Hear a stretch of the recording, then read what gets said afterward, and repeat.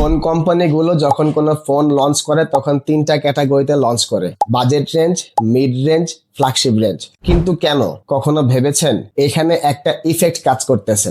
ধরুন একটি ফোনের 128 জিবি ভেরিয়েন্ট 70,000 টাকা, 256 জিবি ভেরিয়েন্ট 80,000 টাকা, আর 512 জিবি ভেরিয়েন্ট 90,000 টাকা। এই ডিফারেন্সটা করা হয় যদি আপনি মিড রেঞ্জ ফোন কেনার কথা ভাবেন, তাহলে সাথে সাথে এটাও ভাববেন আর 10,000 টাকা দিলে তো আমি বাকি সব প্রিমিয়াম ফিচারগুলি পাচ্ছি। অবচেতন ভাবে একটা ইফেক্ট আপনার ভিতরে কাজ করতেছে, যার নাম ডিকয় ইফেক্ট। এটাই ফ্ল্যাগশিপের 30 to 50% সেল বাড়িয়ে দেয়। আর কোম্পানিগুলো মূল প্রফিট করার জন্য এই ফ্ল্যাগশিপকেই টার্গেট করে।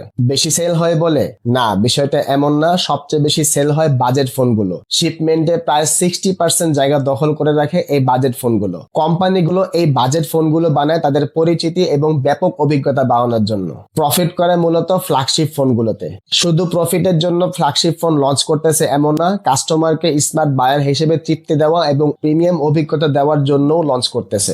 বিজনেসের প্রায় সব সেক্টরে এই ডিকয় ইফেক্টটা পাবেন, শুধু স্মার্টফোন কোম্পানি বলে কথা না। এটা ইউনিকনেস ছাড়া বর্তমানে কম্পিটিটর হিসেবে পারফর্ম করা অনেক কঠিন। So think unique. তবে আপনি ফোন কেনার সময় কি ভেবে ফোনটি কিনতেছেন কমেন্ট করুন।